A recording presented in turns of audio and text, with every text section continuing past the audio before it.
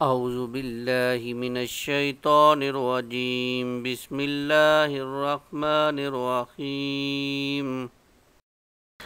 انا ارسلناک بالحق بشیرا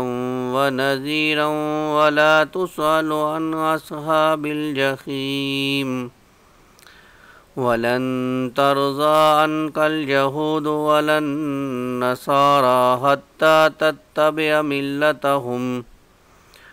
قل إن هدى الله هو الهدى ولئن اتبعت أهواءهم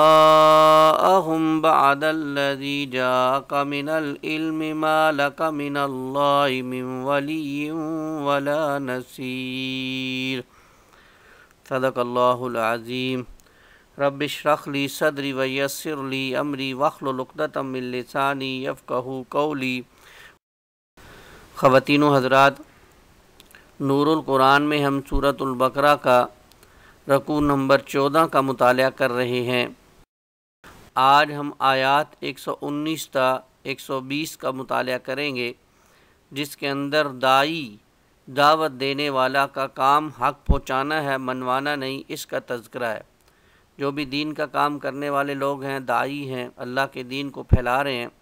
ان کی ذمہ داری ہے کہ اللہ کے کلام کو حق پیغام کو پہنچائیں۔ اب ماننا یا نہ ماننا یہ ان کے اختیار میں نہیں ہے، ان کا کام ہے پہنچا دینا، اپنا حق ادا کر دینا۔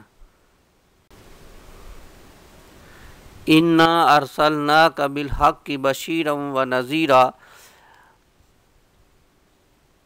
ہم نے آپ صلی اللہ علیہ وسلم کو ایک سچا دین دے کر بھیجا،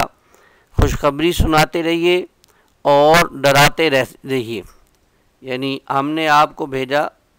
سچا دین دے کر تاکہ آپ لوگوں کو خوشخبری سناتے رہیے اور ڈراتے رہیے۔ وَلَا تُسْأَلُ عَنْ أَصْحَابِ الْجَحِيمِ، اور آپ سے دوزخ میں جانے والوں کے بارے میں باز پرس نہیں ہوگی۔ وَلَا تُسْأَلُ عَنْ أَصْحَابِ الْجَحِيمِ وَلَن تَرْضَىٰ عَنْكَ الْيَهُودُ وَلَا النَّصَارَىٰ، اور ہرگز راضی نہ ہوں گے یہودی اور نہ عیسائی، حتیٰ تتبع ملتہم، یہاں تک کہ ہو نہ جاؤ آپ تابع ان کے دین کے۔ قل ان ھدی اللہ ھو الھدی، کہہ دیجئے کہ ساری کی ساری ہدایت تو اللہ کے پاس ہے، اور اللہ ہی کے پاس ہے ساری کی ساری ہدایت، حقیقی ہدایت۔ وَلَئِنِ اتَّبَعْتَ أَهْوَاءَهُمْ، اور اگر کہیں پیروی کر لی آپ نے ان کی خواہشات کی، بالفرض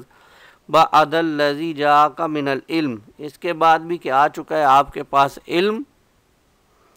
مَا لَكَ مِنَ اللَّهِ مِنْ وَلِيٍّ وَلَا نَصِيرٍ، تو نہیں ہوگا آپ کو اللہ کی گرفت سے بچانے والا کوئی دوست اور نہ کوئی مددگار۔ یہ آیت بھی بہت اہم آیت ہے۔ اس آیت میں پہلی بات تو یہ آپ کا کام یہ تھا کہ آپ لوگوں کو بشارتیں سناتے تھے، اللہ کا دین پہنچا کر، اور ڈرایا کرتے تھے۔ بشارت ان معنوں میں کہ جو لوگ مانتے تھے، آپ کے اوپر ایمان لے آتے، آپ ان کو جنت کی بشارتیں سناتے، اللہ کے ہاں جو اللہ تعالیٰ نے وعدے کیے ان کی خوشخبریاں سنائی جاتی، اور نہ ماننے والوں کو ڈرایا جاتا کہ بھائی باز آ جاؤ، اللہ تعالیٰ جو ہے وہ کسی وقت بھی تمہیں پکڑ سکتا ہے، اور اگر دنیا میں اللہ کی گرفت سے بچ کے بھی گئے تو آخرت میں اللہ کی گرفت سے نہ بچ سکو گے۔ اس معنوں میں آپ بشیر اور نذیر بھی ہیں۔ پھر یہ کہ بتایا جا رہا ہے کہ داعی کا کام صرف حق پہنچانا ہی ہے، منوانا نہیں ہے۔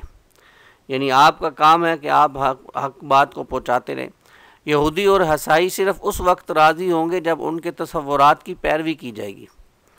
اور آج بھی ہم دیکھتے ہیں کہ ہم ان کے لیے جتنا مرضی کر لیں، لیکن ان کی طرف سے تقاضا ڈو مور ہی کا رہتا ہے کہ اور کرو۔ وہ اس وقت تک راضی نہیں ہو سکتے جب تک ان کے تصورات کی پیروی نہ کی جائے۔